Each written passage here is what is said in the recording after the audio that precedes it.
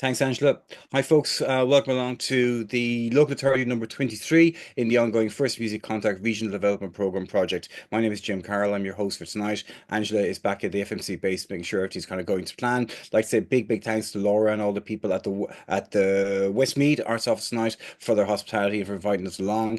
We've already this week been in Offaly and we're in Longford last night, and tomorrow night we're in Laois. So tonight is the turn of Westmead, and basically tonight we're talking about record labels for the first hour. In the second hour, myself and Laura will chat a bit about like what exactly is on offer from the arts office for musicians in the area, what things they've tried in the past, and just kind of like just a conversation that you, the participants, will also be invited to take part in to basically kind of get a guide to what a music plan for the county would look like. But right now, we're going to talk about record labels. I'm joined by two fine people. So we've got Ellie from Parson Records and we've got Priscilla from Warner Music. And what I'm going to do at the start is ask both of them to say hello, introduce themselves. This is the LinkedIn question. We'll start with you, Priscilla.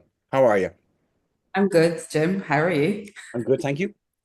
Hello, everybody, and thank you for having me join this panel. My name is Priscilla Cody, and I'm the Managing Director of Warner Music Ireland. I took this role on about 5 years ago. Previously, I'd done different roles within Warner. I think in total, I've been with the company about 18 years, which some would say you'd get less for manslaughter. You probably would. And before that, I worked in MCD for a short stint on the live side. And before that, I worked in a PR agency that just did independent PR for bands. So went the wrong way around there, but just over 20 years, I suppose, working in this industry. Most of it of my life has been at this record label. Yeah, and I'm excited to chat to you all about record labels today. Okay, so basically in terms of kind of what you do at Warner, then, are you're the big boss, aren't you? Some have called me that, yeah. I'm not sure I'd call myself that, but yeah, that's a boss lady, bitch boss. There's been a few things that have been thrown around. Okay, well, we leave those out. But so how many people work at Warner these days, Priscilla, in Ireland? So we have in total, I keep having to recount this because we have a couple of maternities and paternities, but in total we have nine and a half. Nine and a half people. Okay, so Yeah. that's a good number. Give Yeah. people on the call a kind of I suppose, kind of a sample of some of the artists you work with, both artists who are kind of like internationally known and also artists who are Irish or Irish signed. Yeah, so I think internationally, probably the biggest artist that we work with is Ed Sheeran. We also work with Dua Lipa, Bruno Mars, Coldplay, Paolo Nutini, Michael Bublé. The list goes on and on. On an Irish level, we've worked with an awful lot of Irish bands over the years.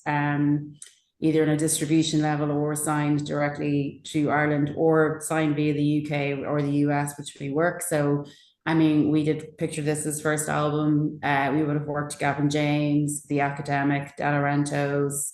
We've done that X1. More recently, we work with Amble.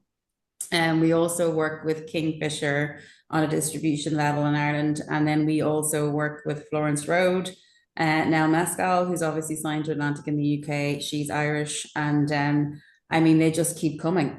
There's just such a swell of Irish talent at the moment. And, we're very privileged to be able to bring some of that Irish talent to Warner. Excellent stuff. You forgot, of course, the biggest Irish act of all that you work with. Have you ever met Enya? I have met Enya, yeah. Oh God, I did. I'm sorry. Sorry, we do Enya and we do the chorus and we also have back catalogue for Pogues, etc. and stuff like that. And I have met Enya, yeah. She's a lovely lady. Excellent. I know now you're the only person in my entire circle of friends and contacts who has met Enya, so I'm very happy to have you on board. Thank you. Thanks for that great introduction. Eddie, over to you now. Tell us about yourself. Tell us what you were doing before you lands at Partisan and what you do at Partisan. So hi everyone. Thanks for having me. My name is Ellie and I'm the head of international at Parson Records. I have worked, well, my music career really started at a label called Mute Records. I did like a UK government apprenticeship as a record label assistant when I was 18. And that was really good for me. It was like 4 days a week in the office, 1 day a week at a college in Stratford doing like a music business MVQ. And then when that finished, when that year was up, I stayed as a marketing and production assistant at Mute. And then in 2017, I moved to Parson Records around the same time. We're a New York-based label, so at the same in 2017, we were kind of forming like a London office. And I joined as a product manager in London. And yeah, I've basically worked here for coming up for 9 years. I was a product manager for 5 years, and I'm now the head of international.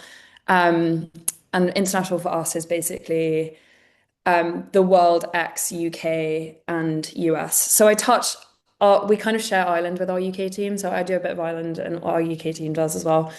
Um, but yeah, and I'm based, so we've got offices in London, New York, LA, and Berlin, and I run the Berlin office, but I spend quite a lot of time in London. So I'm here half at the moment. Yeah. Okay.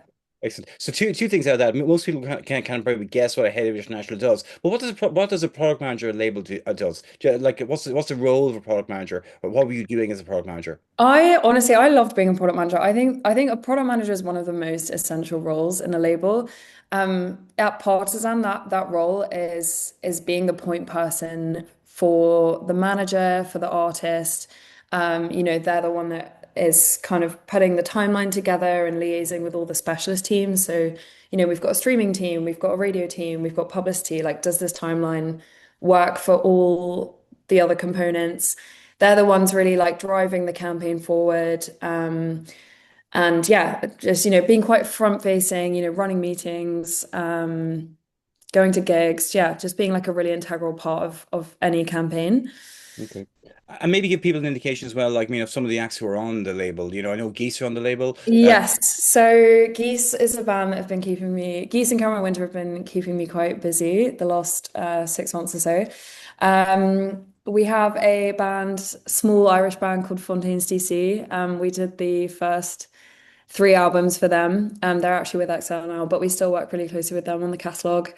We have Just Mustard, another great Dublin band who I love. We have another Irish artist called Vanessa Francis. Yeah. And then we have the label kind of started with we have the whole Fela Kuti catalogue. So we work very closely with the Kuti estate, and we have Femi, his son, on the label, and also his grandson, Madi. Yeah, I'm trying to think. Idols are another big one for us. Cigarettes After Sex, Ezra Collective. Yeah, very, very That's blessed. a very serious, very, very sexy kind of indie roster you have there.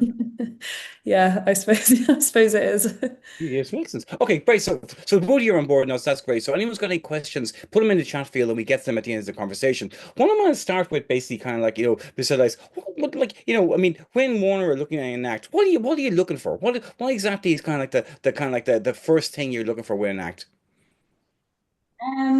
I love this question. I think the first thing I love about or love saying about this question, and I think it's a really important point to get across, is that everyone, not everyone, but a lot of opinions on artistry and artist work is sometimes subjective. And so you might get approached by an A&R who absolutely loves your work, and you might be approached by an A&R who maybe isn't that mad about your work. And I think it's really important to put that out there, because I get asked this question a lot, and like, what do I think and what do I look for in an act, and what I maybe like and what look for in an act could be very different to what somebody else could like and look for in an act. So I think the reason I want to put that statement out there is that I wouldn't be disheartened by, if I rhyme off stuff now and there's people on this call and they're like, well, I'm not doing any of that. That doesn't mean that you're not good at what you're doing, and that well, I'm giving you what my I suppose taste and opinion is in terms of the A&R side of things and what I look for in sonically and et cetera and stuff like that. I think aside from the actual music, which obviously has to move me in some shape or form, like I have to really kind of, my ears have to pick up and I have to go, this is incredible and I want to be involved in it. And the other things that I look for in an act are obviously that we go and we have a look at their socials and we see how their socials are doing and if they're engaging on socials. We also, we all work with different data systems, so we can see their consumption. We can, and I'm talking about consumption on streaming services, we can see if that's moving up in a nice pattern and a nice trajectory. Also, we want to make sure that if there are gaps, where can we fill in the gaps? Like, where can we be of service and of use to that artist? So that's really important as well. Is like, I have to look at something and go, I know if we did this, we could get this artist to this point in their career. There are things, obviously live is really important, really compelling live outfit, or at least the sort of the bones at the start of that. So being able to go to a live show and see the potential there, I think is for us incredibly important as well. I'm trying to think what else. I know you had kind of mentioned about having a team around them, etc., and stuff like that. I think, yeah, obviously it's very helpful if a band or an artist comes along with a manager, because that's somebody that you can have those business to business conversations with. Although I do understand that in the early days that's not always possible, and so there might be somebody as like a stand-in or a friend or whatever that might be doing it for you. But I think even if that is the case, then there should be some sort of potential to partner maybe with another manager down the line that has that business acumen, or at least someone who's learning a lot on the job and can kind of that you can kind of have those conversations with, I think would be good. Because, you know, with an act, I always say you should obviously be very aware of your own business. You should that should be always the way.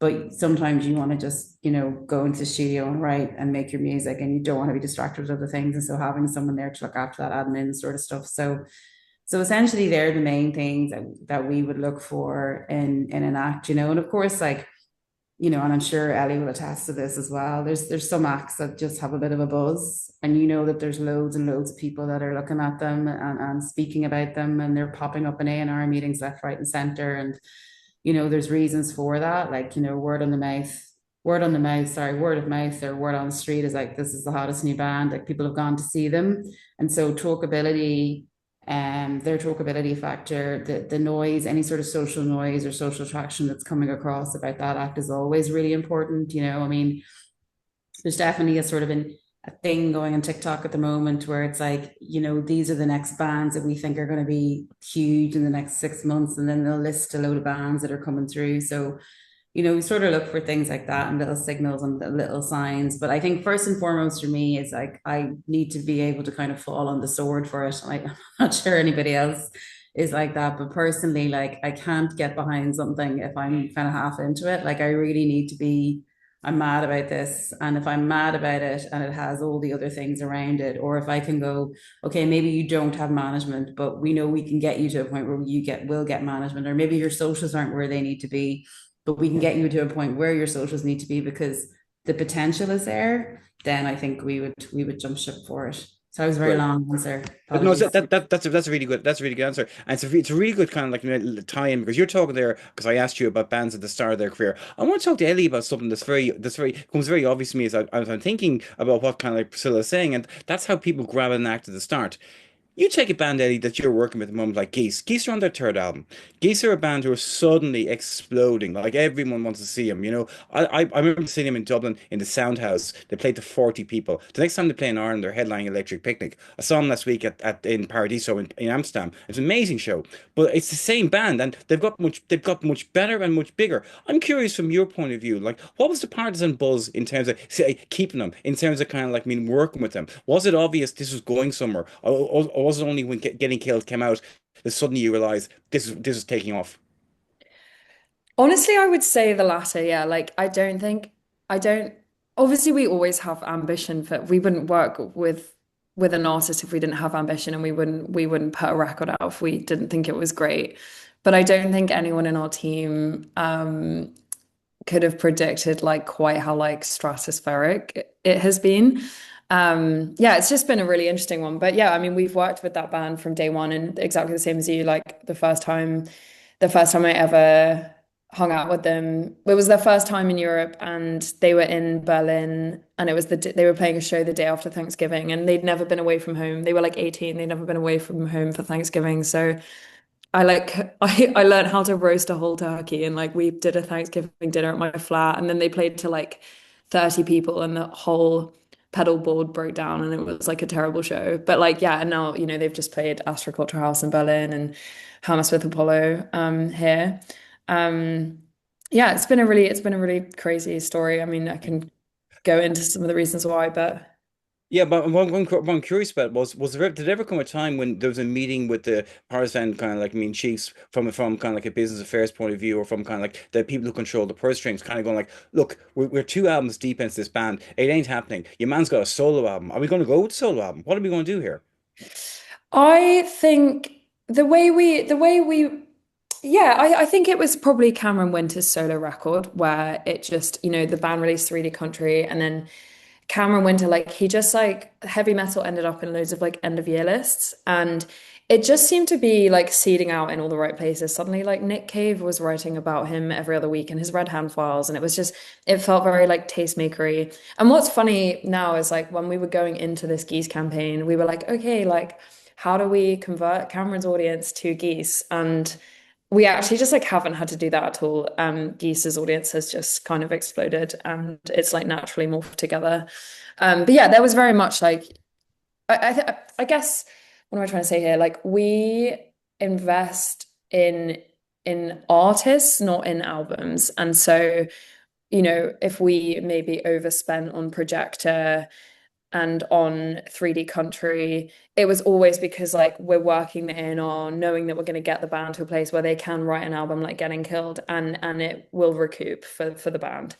I think that's always how we work. And like we have other artists on the roster where, I'm thinking of another artist right now where, yeah, we did spend more than we thought we could do in terms of sales, but then we did that at the same time as like signing the next deal with them. So it's like, okay, we're investing in the long term Yeah. together, and this is like a partnership between artist and label. It should always be a partnership. Okay, excellent, great. That's a good overview from the Parson side of things. Going back to Warner's and let's talk a little bit about Amble then, because Priscilla, like talk us a little bit about the Amble story. When did they appear on your radar, and what exactly was the kind of like that the X factor there that got people excited? So they appeared on my radar because, and this is another really important point, I got an email from an A&R who works in Warner Records in the US, and I previously connected with him over a couple of other Irish acts. And he reached out to me about Amble.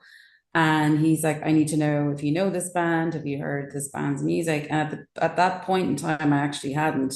But I listened to the demos and I just thought they were incredible. And I thought the music was incredible. And I completely fell in love with Lonely Island, as everybody else in Ireland did. And then I was asked, obviously, because their record label is in the States and we're here, Sean was like, can you go and see them?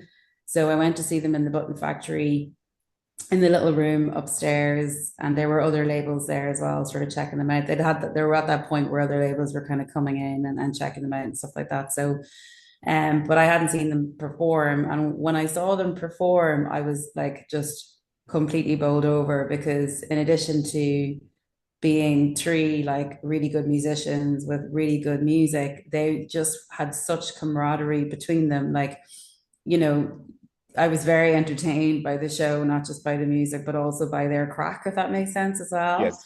And so I think we often talk about a feeling, in I suppose in the A&R world where there's like a kind of a gut instinct that kind of goes. Ellie, you might attest to this as well. I'm sure you got that with Geese, who are incredible, by the way. I'm obsessed. But I had that kind of feeling after I saw them where I was like, I just really, really, really, really wanted to work with this band. And thankfully it worked out the right way, and they signed to Warner Records in the US and we partner with them and the UK. We watching their trajectory over the last 3 years has just been it's been probably one of the proudest moments, I'd say, from Warner Music Ireland. And we're just insanely proud of that band and their humbleness and they're taking all the accolades in their stride. So Mm. yeah, I so know. that's kind of how that happened. Yeah, and the other thing about Amble, like, before we move on from Amble, is that one thing kind of struck me last year was just how many shows they were doing abroad. How many should like, that was a big thing for me. Just seeing the amount of shows they were doing, the kinds of shows they were doing, and it just seemed to me that they were well able for it. I mean, obviously they have a Oh team around yeah. Obviously, they've got good agents, good managers, Yeah. etc. That all helps. But Yeah. also, the fact is that they seem to be prepared to go out and do the work.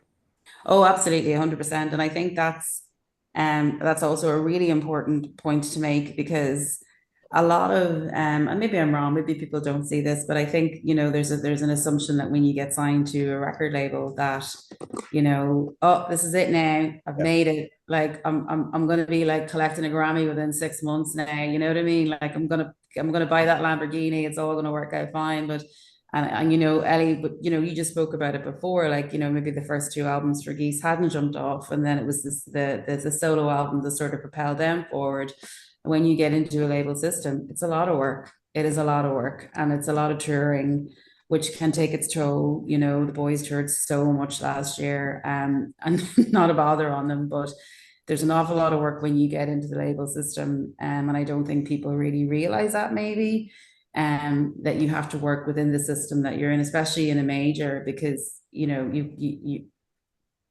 one band signed to a major, and there's like I don't know how many US, UK, German, French, Australian, Canadian, Spanish artists all within the same label. So it's really important that you connect to that network and network with that network. Like you have to network within the label as well, I think. Yeah. So I think that's just a really important, point to make. And it's one that I always say to any act, especially when, like, for example, when they were touring all around last year, I was like, go and meet the label. Go and meet the label in that country. Go and say hello to the person, because there's a person sitting in a desk in Spain that's going to be working your repertoire. And you know what they'd really love? They'd love like a pat on the back or a little thanks or a little hello, because that goes such a long way, Even I know you're tired, but just go in and do it, So I think that all that is really important as Yeah. well. Yeah. Following on from kind of what Priscilla just said there, Ellie, when you meet acts the first time, be it in Berlin or the UK, you talked about Geese and cooking Thanksgiving turkey for them, and that was great. But when they're swinging by and they start talking business, are acts fully clued in about what labels do, or is it often a case that they end up signed to a label, be it a major or be it a major independent like Partistan, and they find out as they go along?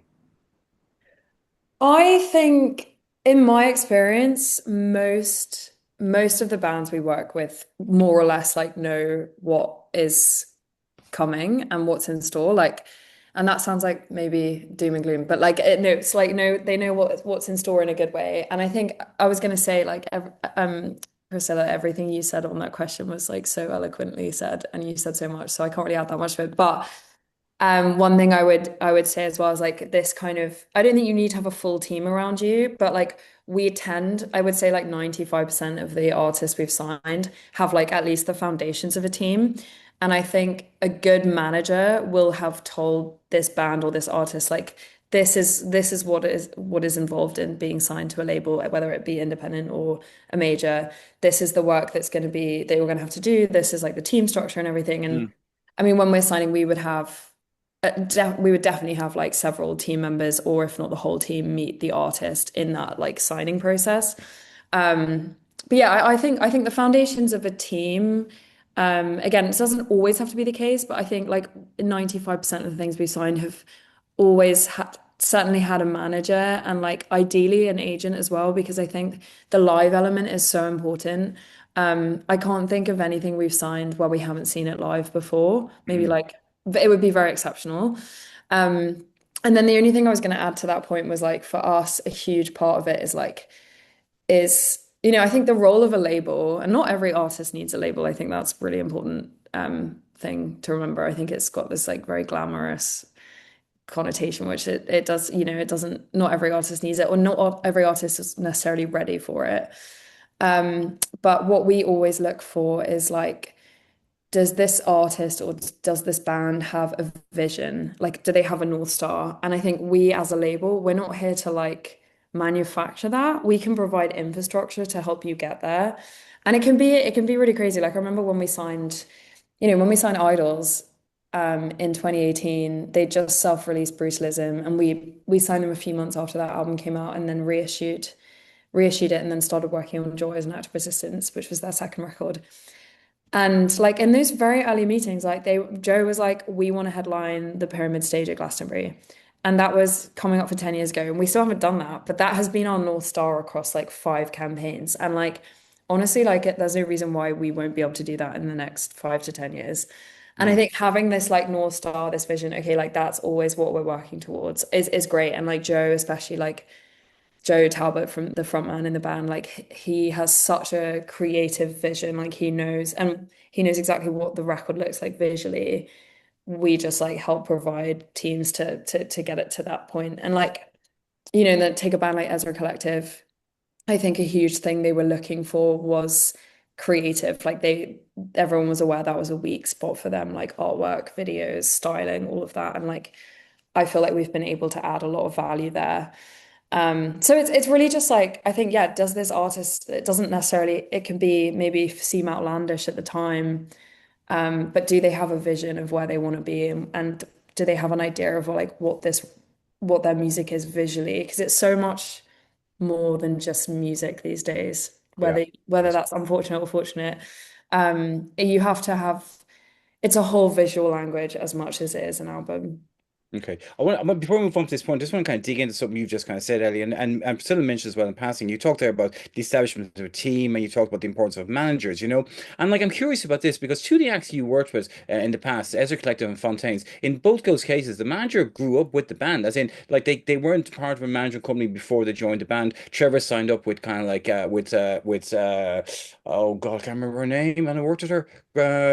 Wildfire, that Uh, management. Yeah, Wildlife, yeah. Wildlife Emma management. Greengrass. Emma That's it. Greengrass, that's it, that's it. Thank you very much. So he signed up with her after the band were going. And in the case of the Ezra Collective manager, she's recently moved into a management company situation. So in terms of kind of like just giving new bands this sort of like a bit of advice on this, when they have a manager, then you're not necessarily looking for someone who's got an amazing copy. No. You really look for someone who's got the passion because that's what Trevor had in spades. Plus the ability not to the ability not to sleep while he's working.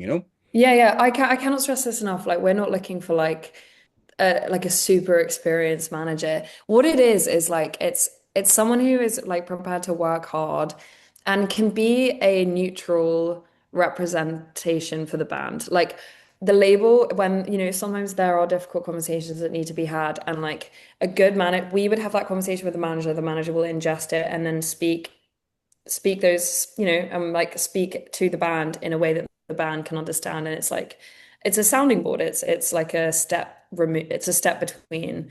Because and I think in my experience, when we do have artists like either they stop working with the manager halfway through a campaign, it is tricky because like the artist or band should be able to just focus on the record. And when you do need to have these difficult conversations, it can be sensitive. But I think having this like neutral third party, it's like having like a lawyer to speak the Mhm. language that you're not necessarily trained in. But like it doesn't need to be, yeah, I mean, Geese, Trevor and Fontaines is a great example.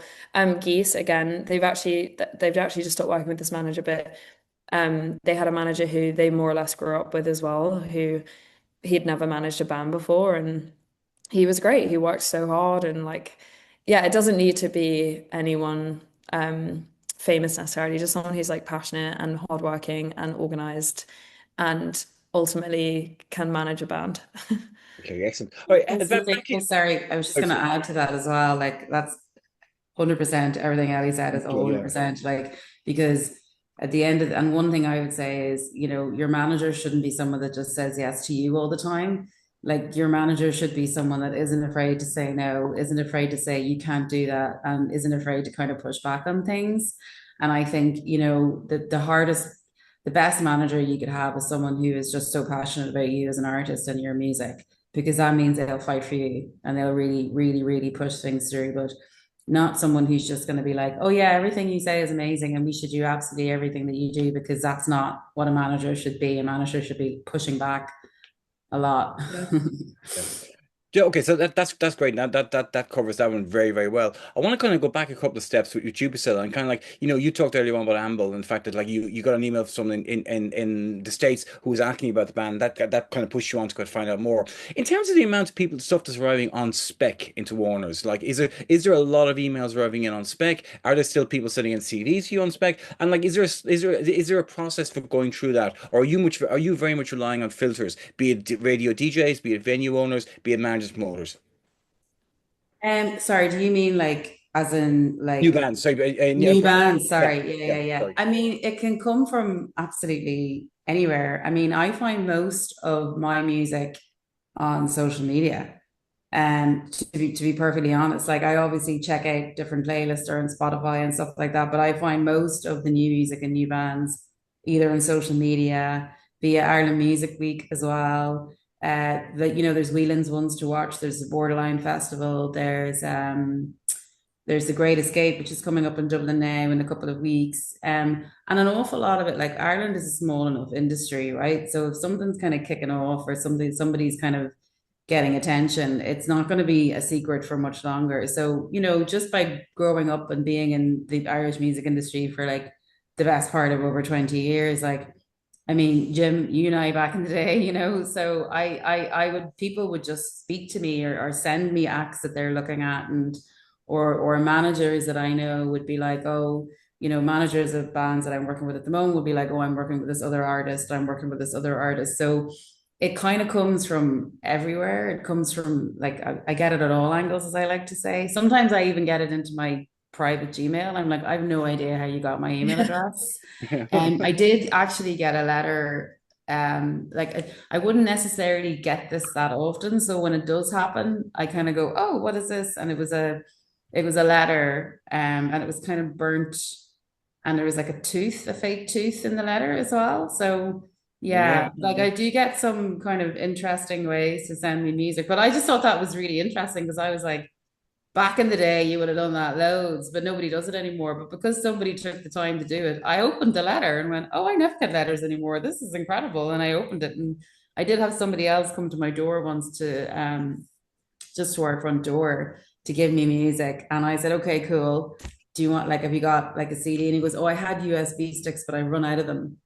It's like, good job. Come to the door of a record label with no USB sticks left. But then I gave him my email address. I said, look, here's my email address. Just send me music. And then he did come back to me about 6 months later going, I'm the guy that didn't have the USB sticks. So here's my music. Now, what I would say is that like there's only 2 years and only so many hours in the day. And so if you're sending your music in cold to somebody, it's, we'll listen to it, but we do look for all those other factors as well. So just, make sure your socials are clean and make sure they're like all labeled with the same name across all your socials, and make sure you're putting your music out there as well. Because genuinely, like my TikTok for you page is just Irish music, up and coming, the whole thing, all the time. And then obviously A&R is sometimes I wake up and I get an email from an A&R that I've never heard of about an Irish band that I haven't heard of, but they found somewhere, and I go, oh, okay, I'll go and I'll check this out. So,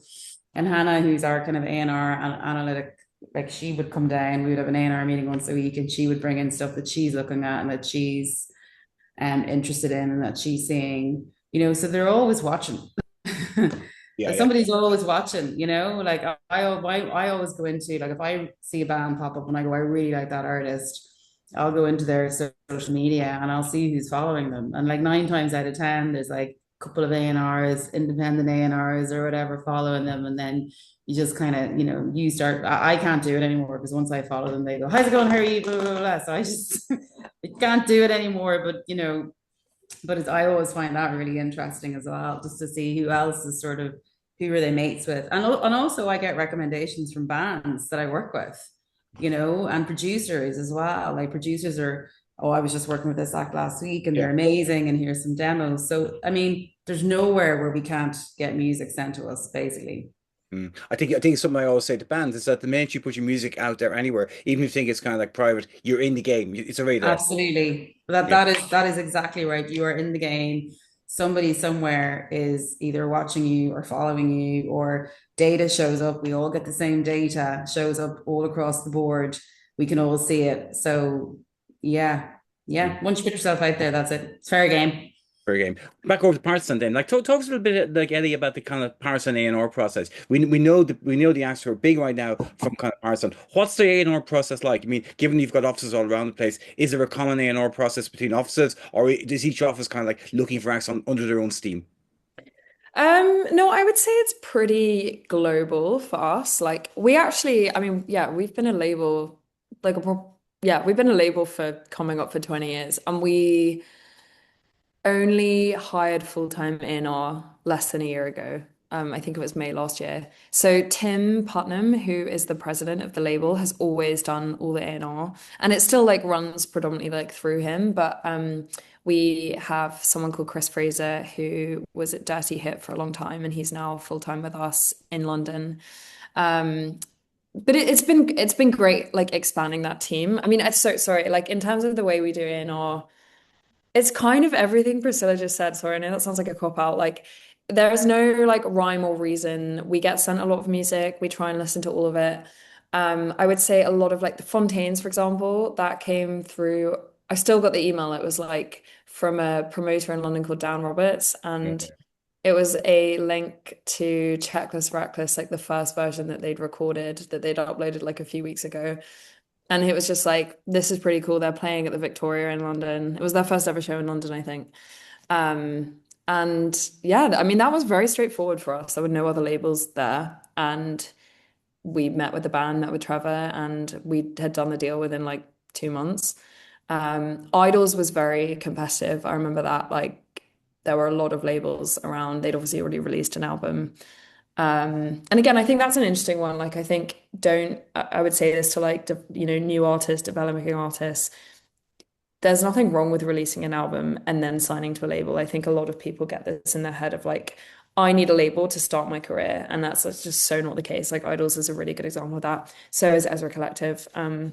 They did their first album, You Can't Steal My Joy, self-released it. And then it was getting signed kind of off the back of that. So yeah, I mean, we've had some about a year ago, we got sent a tin of baked beans. Yeah, It's fake actually in beans. the office. I could probably find it. That's better than Um, that's better than a fake toot. yeah. I think it was fake. I think it was fake. No, It no, no, was no, we're not going there. anyway, yeah, yeah, ESI, FMC. yeah. We have had someone turn up at the office with a guitar and start singing outside the door. I'm not sure like I would recommend doing that. Was it like it was like it borderlined on like a bit like um can you yeah, it just wasn't Okay, really that yeah, yeah, good. But it's all sorts, yeah, it's recommendations. I think again, Priscilla alluded to this earlier, but like music is a feeling and like it's hard to put into words, but that like buzziness without it becoming like an industry echo chamber, there is like often a lot of independent A&Rs, a lot of promoters are like talking about an artist. Like I think, Black Midi had a record deal before they'd ever played a show, which is like very unusual. But again, it was like so hypey. Um, yeah, we really our processes, there isn't really a process, I guess is what I'm trying to say. yeah. Um, Well, both of you mentioned something that I've kind of very rarely heard mentioned, and that's kind of independent A&Rs. Do you want to talk a little bit about their role? Because obviously they're not associated with any labels. So can you give us some examples of them? Because I've only come across one. That's Emmett Power, who's based in the States, and like I'm just kind of wondering who the ones in Ireland, who the ones in the UK that people are talking about or that work with. Priscilla. Well, I mean, we kind of have internal A&Rs with Hannah, and then Hannah would work with our internal A&R in the UK and the US. So I can't speak on behalf of any of the other record labels, but we don't have an independent A&R person because we use the A&Rs that we have within the company already. I do know in the UK though they would use an awful lot of A&R sort of scouts, freelancers. Jade Richardson, who's an incredible A&R, does freelance work for Warner, and she looks after Pink Panthers. Back in the day, she did Miss Dynamite, which is just like Oh, I'm right. like you need to start with that whenever you're introducing yourself to people because it's just the most incredible line ever. And I do know they have a couple of sort of freelance A&Rs that work in the US as well. We don't have one. It's not to say that we wouldn't ever think of hiring somebody or having somebody on a kind of finder's fee basis or whatever. I think I think for me, in terms of I mean, obviously, Ellie, your MD is an A&R guy, and you know how incredibly important that is in terms of a skill. So I think finding the talent is one thing, but developing and nurturing that artist is a completely different skill set. It's not one that I have, you know, and I think for us, that's what we really look and we lean on with the A&Rs within our company. It's like we have something that we're really excited about. Can you give us suggestions in terms of producers that they can work with? Can you help in terms of developing their sound and et cetera and stuff like that? So that I think it's really important to kind of point that out because there's two different types, I think, of A&R. There's the A&R where they're going out and they're going, I'm going to get this act and I'm going to get them signed. And then there's the A&R that brings, okay, you're signed now, let's make an incredible record. And I think that A&R person is it's not necessarily always the same as the person who's like, this is really buzzy and really cool and we think that you should sign it. Sometimes they are, and that's great. And I think it's really important to make the differentiation between that. And the reason why I'm saying that is because, you know, regardless of who's approaching you and regardless of who you want to work with, if your A&R person needs to like be completely ingrained in your music and needs to be completely able to take your vision, as Ellie alluded to, in terms of your artistic drive and your artistic vision and bring that to life. And so that's really important if a label is approaching you and an A&R is approaching you, like whatever about the money they're offering, whatever about the deal or whatever, is like, is this person going to be able to bring you to your full capacity and your full potential, if that makes sense. Sorry, that was a very long-winded ramble, but we got there in the end. Well, we've been talking for 40 minutes. So I want to get some questions in from the audience. So last question from me then, and that's kind of like, I mean, starting with you, Ellie. Like, if you were, if you're kind of like part of a kind of people who are trying to persuade an act to sign to Partisan, how would you sell Partisan? What are the things? What are the kind of like attributes that you would kind of like me highlight or amp up if you were talking about your label? I would say that we are, you know, we're compared to the other, I'm going to speak like from independence here, like compared to the other independent labels, Domino, Mute, Belly Union, you know, they're all sitting on like a pretty hefty catalog. And we're, in comparison to them, we are like a relatively young label. Um, and I think that makes us very, like it forces us basically to be very frontline. Like if we have to take risks because we don't have like that much catalog to like fall back on necessarily. So I think we can be quite like bullish in a good way. Like we our bread and butter is like breaking artists. And I also think we are a very agile team. Like if there's nothing wrong, you know, I've got a big artist right now where we were just like, do you know what? We were going to put a record out this year, doesn't feel right. Let's push it back. Like we can be agile, we can be nimble. I think we work very collaboratively with the rest of the wider team. So like we always try and work really closely with promoters, with agents. Like can we share the cost of a billboard in Spain if the album's coming out in a month and there's a show the following month after that? And yeah, and then at the end of the day, I think we have great A&R. That's how we've been able to have success, and we are a nice team to work with. Okay, great. So same question to you then, so how would you, if there's a fight between you and Partisan for an act, how would you sell Warner's?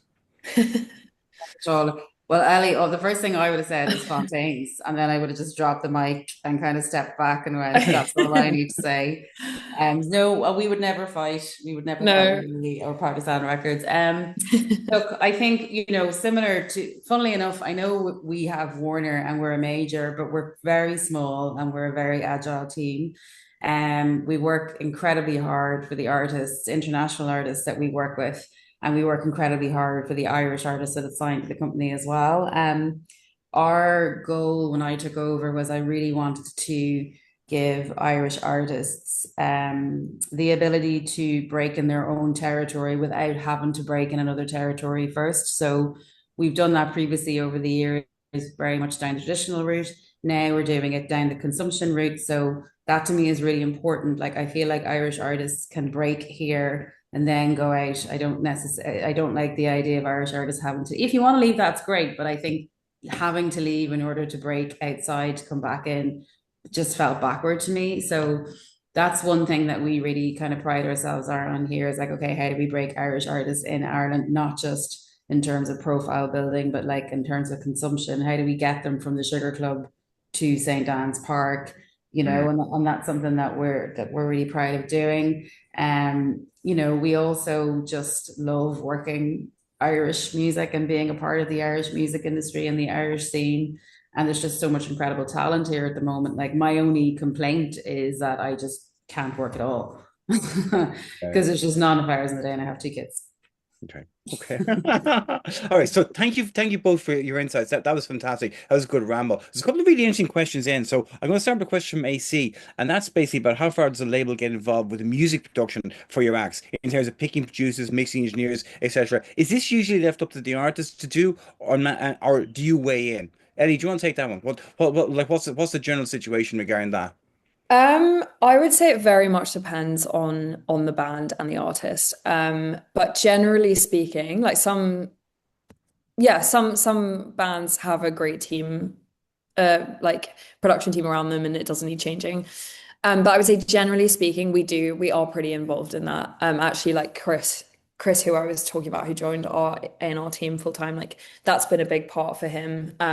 You know, like Idols is a good example where we brought on Kenny Beats and Nigel Godrich to like produce the record, and it was kind of like Kenny Beats brought this like almost like hip hop sound to the album, and it was like not something we'd really considered before, but it really brought life to Idols. So yeah, we do play quite a big part in that and help. It's about, I think, a lot of A&R. It's not just about scouting bands. I think, again, as Priscilla was saying earlier, like that's the first stage, but then the next stage is like a huge part of it is nurturing and developing and guiding these artists through their career. And a big part of that obviously is getting the record right. And so yeah, we do play a big role in facilitating, putting the teams together, setting up meetings with different mixers, mastering houses, studios. Every artist has a different way that they like to work, so we try and tailor it to that. Okay. Same question to you then, Priscilla. How, like, I mean, what the involvement from the label point of view in terms of shaping the record and bringing those people in? I can't really add anything to what Ellie said. It's pretty much just copy and paste, you know. It depends on the artist. It depends on how much the artist wants you to be involved. Obviously, we would always recommend, you know, there's such an amazing array of producers in Ireland at the moment, and mixers and engineers. And so we would always recommend if anyone was asking for recommendations. And then of course your A&R is the man that's going to be, or the woman, or they, it's going to be in the room helping you put that record together and make that record incredible. So yeah, copy and paste. Right. So in terms then of an artist, say there's a question here from Katharina that I'm going to kind of surmise. In terms then of an artist who maybe hasn't got a team together but is looking to get a record deal, like should they be doing? What kind of advice would you give them in order to kind of get closer to being ready to get signed? Is that very much about developing their craft? Is that very much about developing the songs? Is that very much about kind of like me getting a sense of who they are as an artist so they can then kind of like go to Partisan, this is who I am, go to Warren Score, this is where I want to go. Yeah, I mean, everything you just said there. The one thing I would say is somebody said this to me once, and I thought it was perfect. And it's like the best time to go looking for a label is when a label comes looking for you. And so I think, you know, if you're doing everything right and you've got your music, you know, you're 100% on your music, your artistry, your vision, your creative, you're on social media, you're putting yourself out there all the time, you know, someone will find you. You know, you're playing gigs, you're playing shows, you're showing up at open mic nights, you're showing up at Great Escapes and Borderlines and Ones to Watch festivals, and you're doing all these things. Like if you're being an artist on your own by yourself and you're putting yourself out there, someone will come, someone will find you, someone will reach out to you. It always happens and say, we really like what you're doing. We saw you play last night. We're wondering if you got a management company. We're wondering, would you like a distribution? You know, just keep doing what you're doing, I would say, as an independent artist.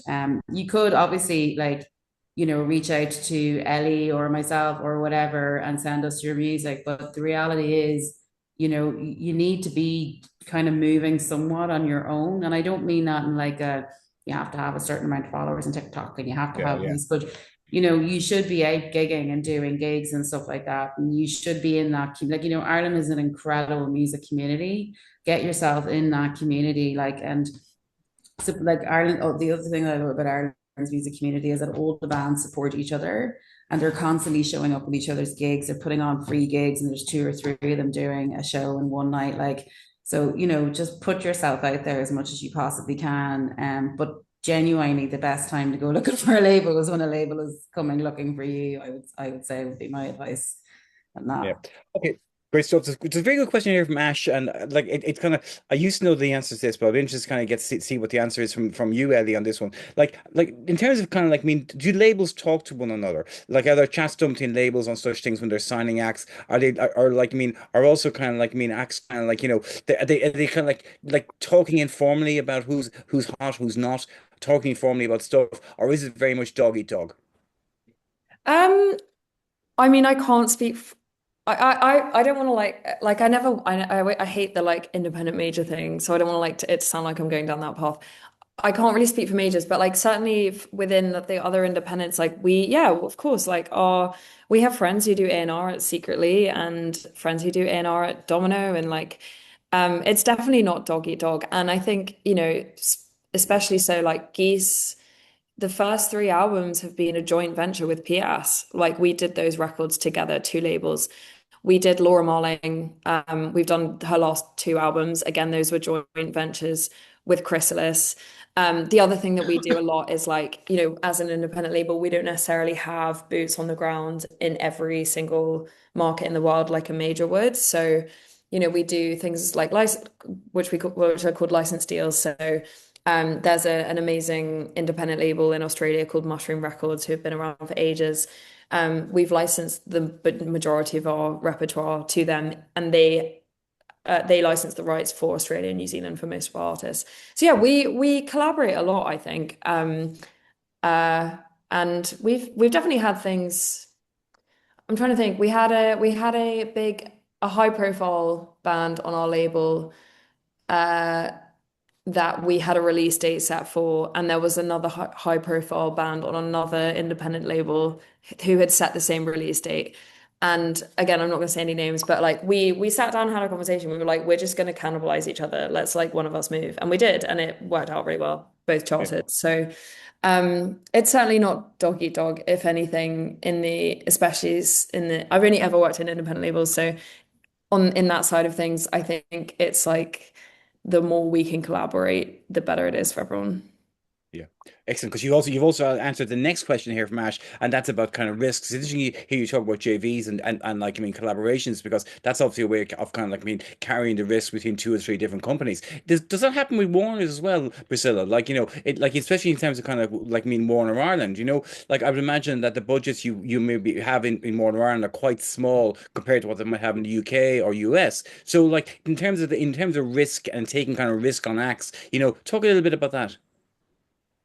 Yeah, well, I mean, look, the elephant in the room is that this costs money, right? Like, let's be realistic. Like, it costs an awful lot of money to break an act, especially in today's In world when 2026, I was gonna you're say. not just competing against other acts, you're also competing against Fleetwood Mac and David Bowie and Prince and all this incredible catalog that people are starting to rediscover as well. So I think Right. let's just, point the elephant in the room is that like you need an awful lot of money to break an act in terms of marketing and always on and all that kind of crack, and studios and production and all that sort of stuff. So like for us, we would do like JVs. We've done JVs with record labels before, independent record labels before in Ireland, where we would maybe give them a fund. They would look after the artists and the production and the music and that side of things, and we would look after the marketing and the social media and the audience building and that kind of things. And we're very, very happy to JV with absolutely anybody. And I know that those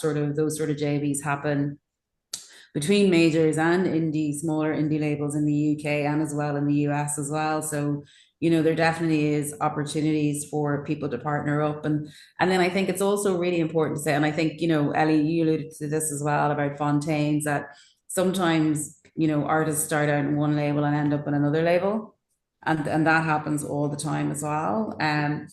Ray was on Polydor and now she's independent, so that's another sort of really important factor to build in, because Yeah. you could get signed to a label and then after maybe the first option, you could be like, I'm not sure I want to continue down this road with this label. Maybe you're not agreeing on visions or spends or whatever. And so the option is there for you to both go, do you know what, let's just part ways and go. And so there's an opportunity then for you to go and look for another label. And that happens an awful lot. Like one of the words I hate is dropped. I hate that word dropped because I feel like it's a mutual, it mostly is a mutual sort of conversation where they go, look, this isn't working over here, this isn't working over here. We think it would be best in parted ways. And so you go and look for another contract with another label, So there is an opportunity for you to go from one label to the other, to go from an independent to a major, to go from a major to an independent. Majors can partner with independents, majors can't partner with majors. That's the only thing that does not happen. Just on Spotify they do, Yeah, yeah. But that's way above anyone on this call. Yeah, I'm not in them rooms, so I can't answer that question. Sorry. Listen, this is fantastic. This is great. So thank you very much for your time. There's two small things then. Are you okay if we share your email addresses on the call? Yeah, fine. Great. And then and Angela, thank you very much for just done this. And Francis reminds me as well. Thank you, Francis, for reminding me of this. He knows a band who played at Enya's birthday party. They're called Proton Pool Party. There you go, lads. Gorgeous. There you go. Excellent. Well done. Fair play. Well, listen, thank you very much, both of you, for all the kind of like me and the insights. That was a fantastic conversation. Like we said earlier, it's been recorded, so you'll be able to get this. So you also have to pass it on to anyone who missed tonight's call. So again, big thanks from FMC and RDP to Priscilla and to Ellie. Thank you very much for your time. Have a lovely evening. Can I just say something? It's really nice to meet you, Ellie. Yeah, it's so nice to meet you as well. We'll have to you never met before. So I know. How have you not met each other at Ireland Music Week? You've both been there. I need to try and come this year. I don't know. I haven't been for like 5 years. This is being recorded, and I'm passing the recording on to Lisa, and say Ellie has said yes in front of a whole sweep. I'll do a live interview with two of them in a room. Nice. Yeah, great. Nice. Can we drink? Will there be pints again?